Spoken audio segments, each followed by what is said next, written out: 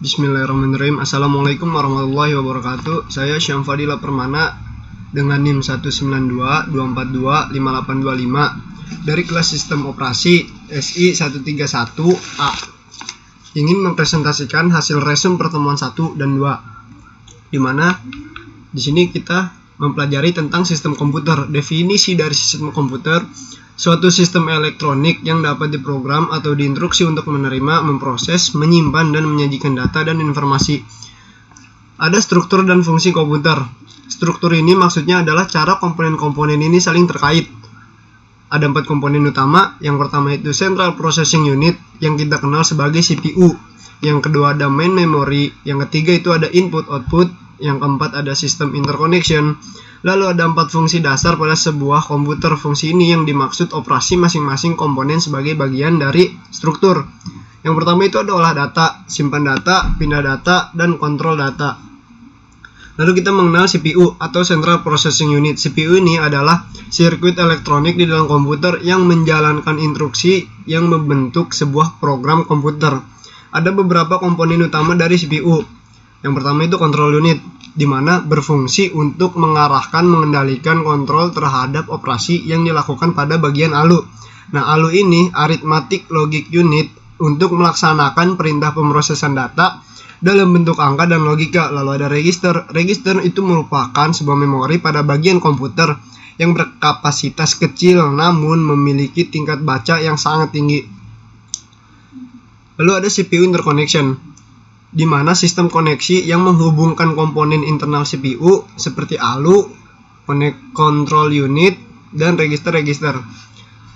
Lalu CPU ini bisa mengoperasikan. Operasi yang dikerjakan oleh CPU itu ada aritmatik, yang dimana penjumlahan, pengurangan, perkalian, pembagian, dan perpangkatan. Lalu ada logik, AND, OR, NOR, dan XOR.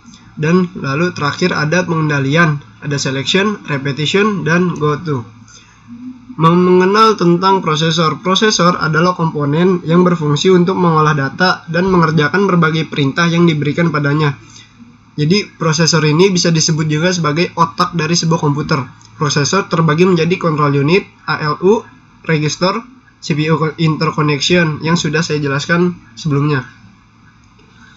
Input atau output. Definisi input-output merupakan saluran masukan dan keluaran pada komputer. Contohnya seperti kayak proyektor, monitor, lalu keyboard, mouse, itu bisa disebut dengan input-output.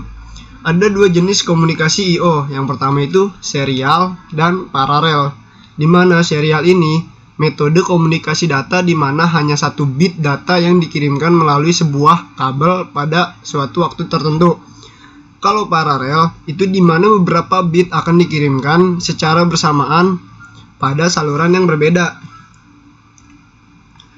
Lalu ada main memory. Definisi dari main memory, memori fisik yang terdapat di dalam sebuah komputer. Fungsi main memory tersendiri untuk menyimpan data. Secara fisik, main memory ini terbuat dari semikonduktor dan permukaan magnet. Ada 2 karakteristik fisik memori. Pertama, volatil dan non-volatil, di mana volatil ini merupakan memori datanya dapat ditulis dan dihapus kembali secara berulang-ulang dan penyimpanannya pun hanya sementara.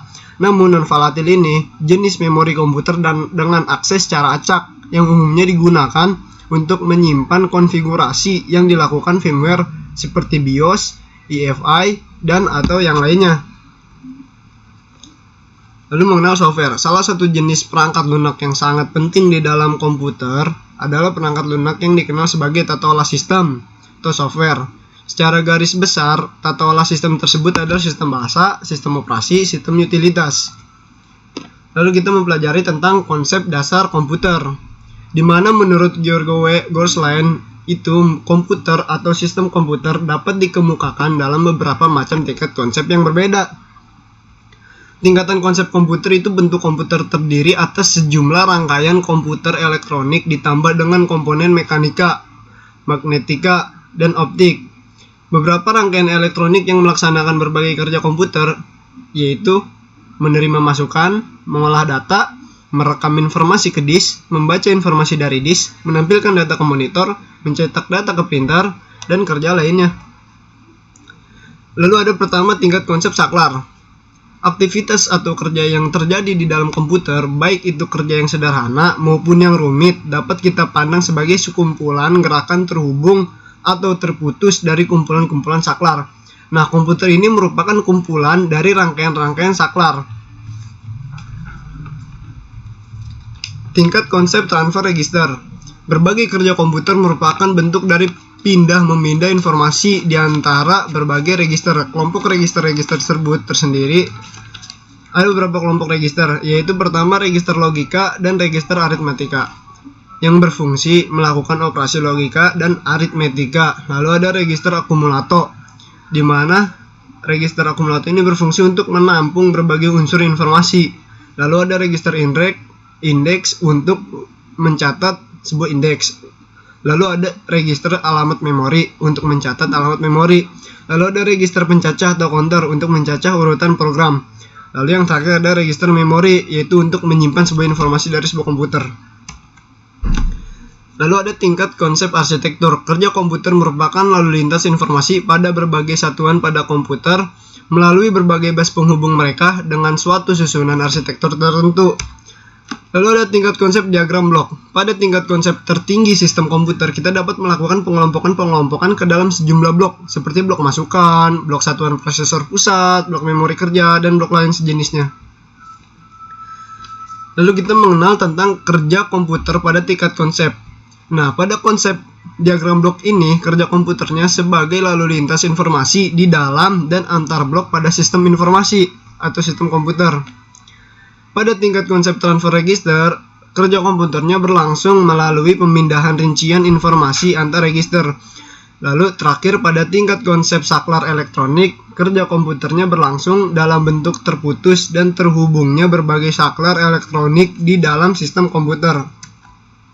Lalu kita mengenal sumber daya pada komputer. Ada 3 sumber daya pada komputer. Yang pertama itu hardware, sumber daya keras atau perangkat keras, yang dimana artinya hardware ini komponen-komponen sebuah komputer yang sifatnya bisa dilihat dan diraba secara langsung.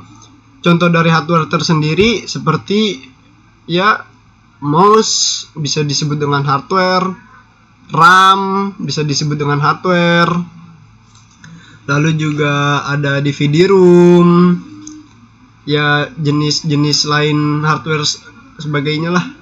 Lalu ada software, sumber daya lunak atau perangkat lunak. Istilah khusus untuk data yang diformat dan disimpan secara digital, termasuk program komputer dan berbagai informasi yang bisa dibaca dan ditulis oleh komputer. Contoh dari software tersendiri ada Mozilla Firefox dan Google Chrome. Lalu ada firmware. Firmware sejumlah program atau sumber daya lunak yang selalu diperlukan oleh komputer. Program ini dipasang secara tetap di dalam sebuah komputer melalui perangkat keras seperti ROM atau BIOS ROM. Mengenal memori, jenis, ukuran, dan kecepatan. Yang pertama itu cache memory. Memori cache juga disebut memori CPU. Adalah static random access memory atau SRAM berkecepatan tinggi yang dapat diakses oleh mikroprosesor komputer lebih cepat daripada yang dapat mengakses random access memory atau RAM. Cache memory sengaja dibuat untuk diselingkan antara prosesor dan memori kerja. Cache memory memiliki kinerja atau proses yang cepat. Jenis-jenis memori, yaitu pertama ada memori kerja. Memori kerja terdapat di dalam sistem komputer yang sering disebut memori utama atau main memory. Memori kerja terdiri atas banyak sel memori. Setiap sel dapat menyimpan kata yang lebarnya tergantung jenisnya. Contoh, DRAM satu kata itu mengandung 8 bit, EDORAM satu kata itu mengandung 16 bit, lalu SDRAM itu satu kata mengandung 32 bit. Lalu ada DDR dan RDRAM satu kata mengandung 64 bit. Lalu yang terakhir itu ada memori arsip. Memori arsip merupakan alat untuk menyimpan informasi secara besar-besaran untuk jangka waktu yang sangat lama. Pada umumnya memori arsip berbentuk disk yang digerakkan oleh alat penggerak khusus. Contohnya seperti hard disk, disket, CD, magnetic tape, dan sebagainya. Sekian, terima kasih. Maaf bila ada kesalahan kata atau yang lain. Wassalamualaikum warahmatullahi wabarakatuh.